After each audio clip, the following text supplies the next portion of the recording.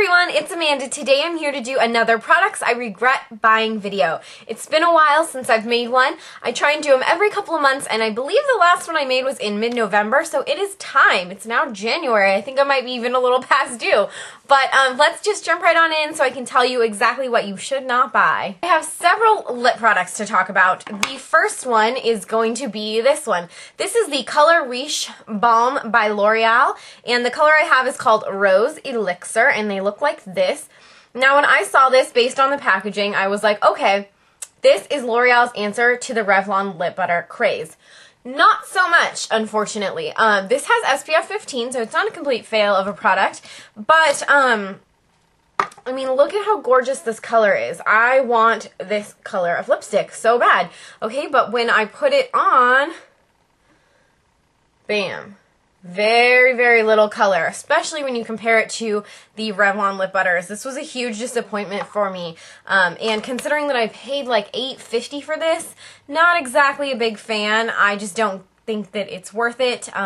You're much better to buy something like that. I just don't see the purpose in spending that much money on a chapstick, basically. Another product along those same lines, this is by Maybelline, and this is the Color Sensational. Mine is called Citrus Slice.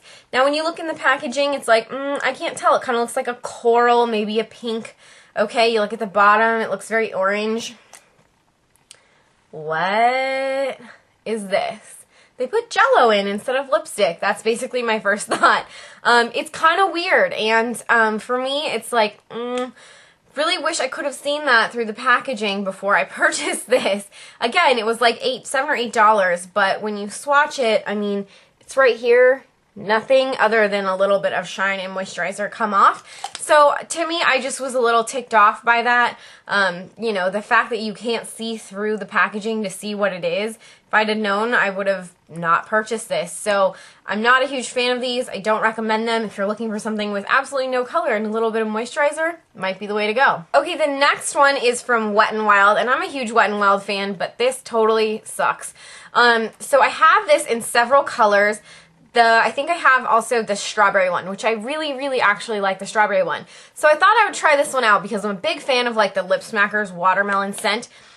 And I open it up and the smell is unbelievable on this. I love it. It's that really generic watermelon scent that reminds me of junior high school, and I can't get enough of it. The problem with this is that it's green, okay? So I figured, you know, there's lots of other companies that make things like this. Like, you can even see it from far away that my hand has like a yellow tint to it. Let me show you it closer so you can totally see what I mean. Okay, you see that? There's like a totally like a yellowish green line there. And when you put this on your lips, if you put it over at all, like if it gets over when you're like rubbing your lips together, you end up with like a yellow circle around your mouth. It's not pretty. So that was a disappointment on this particular color. The other two don't have an issue with, so maybe they could remake this in a pink one and make it look like watermelon. I don't know. Little sad about that. Next is a lip product by Sephora. It looks like this, and this is the Lip Attitude in the color Star number S24. And in the tube, it just kind of looks like a nice nude color, maybe a tiny bit of shimmer, but pretty good nude color. Unfortunately, it's actually like really sheer when you put it on, and you get that icky, milky look. And then also, I'm not sure if you'll be able to tell maybe from here, but there's a bunch of like glitter in it, and to me, I don't want my nude lip to have glitters in it. That's just kind of weird, and it also makes it a little bit gritty, so I wasn't a big fan of this. And again, I think I paid $11 for this, or at least maybe even more, so I was kind of disappointed by that from Sephora. Moving along to eyes, this is a mascara that I wasn't thrilled with. This is the L'Oreal Voluminous Million Lashes. I actually bought the waterproof version because I needed a new waterproof mascara, but this isn't really very waterproof. Like, sometimes I will take a shower after I've done my makeup, or, you know, at night, and I forget to take off my makeup, and some of my waterproof mascaras do not come off at all. This was all over my face. So, I just am not a fan of these kind of bristly brushes, and they're just too flexible. Like, you can see here, like, it's too freaking flexible, and so it just ends up like when I put it on my eyelashes, my eyelashes like flick it like that. Like, that's not cool. I just really wasn't a fan of this. I don't think the formula is necessarily bad. But it's just that icky. Yeah. The brush. It's the brush. Those rubbery brushes. Gah. Then I have some colors by e.l.f. Now, I love these palettes. You can easily take the shadows out of these palettes, and MAC shadows actually fit in here really well. I have another one with a few different MAC shades in it, like so, okay? And so they fit totally nicely. It's all magnetized as a big mirror. The palette itself is fantastic, but these little colors that you buy to go in it are a massive fail in my opinion. Like, they look super pretty. I was really excited to purchase them, but basically every single color is unpigmented and completely chalky. Like, they seem okay at first, but it's one of those things when you start blending them out, they just kind of blend together and they muddle and they just don't work for me. They're way too soft. I definitely don't recommend buying these single pan eyeshadows from e.l.f. I think there's a lot of better things that you can buy. However, the palette is a great thing to purchase, and I do recommend getting that. You can fit your Inglot shades in here, your MAC shades, lots of other things will fit in these palettes. The Coastal Scents Hot Pots fit in here really well, and the palette's only $1 too. Okay, then I have this blush by e.l.f. This is called Peachy Keen, and the reason I dislike this is because it's actually way too light for my skin tone. When you go like this, look, you can't even see the swatch of it on my finger, and then when I blend it onto my wrist, I mean, you can't really see anything, and I don't know, I was just disappointed. Like, it doesn't look like it should be too light, but there's just not any pigmentation that I pick up, and that was really sad considering these blushes have always been a favorite of mine. I have several colors. In fact, I have almost all of the colors, and almost all of them are huge winners for me, so not a fan of this one. Sorry, e.l.f. I think you guys could do better, and I'd like to see another peachy color from you in the future. Then I have this product from Coastal Scents. This is the Coastal Scents Camo Quad, and it is a color correcting quad. Now, to me, I was like, okay, I don't need this all the time, but it would be a good thing to have in my arsenal because I own the, a couple actually of the, Camo Quads, the concealer ones, and they are really, really good. And I like the texture of these, like they're creamy without being too creamy. I don't know how to explain it. The problem is the colors for me just don't really, they're not really what I need. The purple, it just doesn't make sense. It's usually a pink or a peachy color that you need for concealing, particularly dark like blues and stuff like that. And so I just don't understand why they did this purple. And you can see I even tried mixing the yellow with the purple to see if I could get a peach, and that's okay, but then it's a lot of product being wasted, and I'm just not a huge fan of this.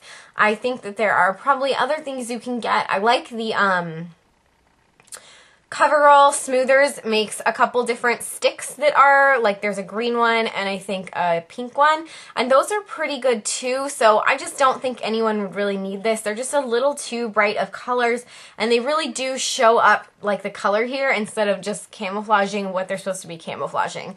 So I'm not a fan of this, and it was like $8, so I don't recommend you buy it.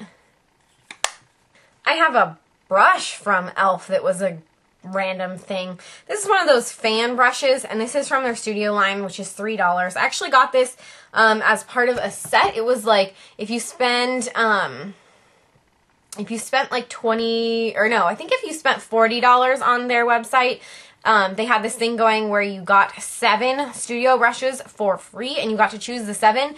I already had several, so I chose all of the ones that I did not have, including this baby, this fan brush. And I was like, okay, I don't own a fan brush, why not? What the heck do you use this for? I mean, people say they use it for their highlight, but for me, it's like, it's too soft to like actually deposit anything onto my face. And it's just strange. I'm not really sure. I mean, maybe dusting powder under your eyes, like, I don't know. Do you guys have this? What do you use it for? For me, I just feel like I regret buying it because it's not something that I need. I would have rather bought a backup of one of the brushes that I really like from e.l.f. Studio line. So, yeah, I definitely regret it, but maybe I just haven't found the right use for it. So if you guys have any suggestions on how to use this, let me know. Couple of nail polishes to talk about. This is a new one for me. I've never seen this brand, so I thought I would try it out. I got this at Rite Aid, and it's called City Colors. And the color looks really pretty. It's like a blurple, basically, with some silver flecks in it, and it's actually really, really pretty. The color is called... How am I supposed to read this? It says nail polish. It doesn't help. It doesn't have a color. I hate that. Anyways, color's not so important. The color's actually really, really pretty. This took a couple of coats, about 2.5 coats. The reason I did not like this is because it chips super, super easily. You're really distracted by my nail polish. This on my nails is It's Alive by China Glaze. It's amazing. And then on my accent finger, I put 1 coat of Some Like It Hot by China Glaze. Hot or hot, however you want to say it, don't correct me. Okay, so yeah, I'm not a huge fan of this one. And I have another one by the brand Confetti. Now, I bought this because the color was bam, it just stood out, it popped out, it jumped off the shelf at me at the drugstore. I really, really wanted to try it because of the color. It's not even going to show up, but it's kind of got a purple duochrome, but it's so much brighter than any of the purple blue duochrome polishes that I own that I had to buy this. The color here is called Blue Bombshell, which is another great reason to purchase it, right? So I bought this. It takes about 4 coats to even make it look like this color, and then it chipped the very next day. So I'm not a huge fan of the confetti polishes. I've been tricked into buying them before because their colors kind of lure me in and they're a great price, but I think for the price they are not all that great. You know what I mean? Like Wet n Wild has nail polishes that are $1, $2, $3. However, they last a lot longer on your nails than these do, so I'm not a big fan of this even though the color was rockin'. It just didn't stay on long enough for it to be worth the time that I've used putting on 4 coats of it. Last, but unfortunately not least, is a color by Pure Ice.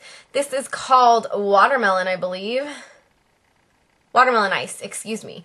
But it looks really pretty. It's kind of this watermelon-y color, and then it has this like silvery white iridescent glitter to it, and it seemed really pretty, but again, it took several coats to be this color. I believe it was like 3 or 4 coats, and then it chipped really, really easily, and I just didn't like this particular one. Now, I do have a couple other Pure Ice colors. I have a gray and another like metallic-y one, and those are fine, so I think it's just something to do with this formula. Maybe because of all the shimmer, it becomes more brittle. I'm not really sure, but I'm just not a big fan of this color, so steer clear even though it's really beautiful. That's it for my products I regret buying in January 2012. Oh yeah.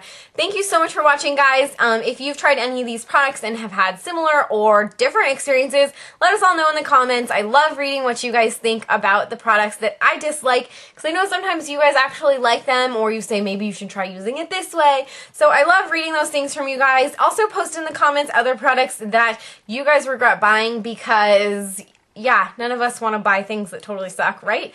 So if you guys can save us some time, that would be awesome as well by posting those things in the comments or linking your video as a video response. That would be fun too.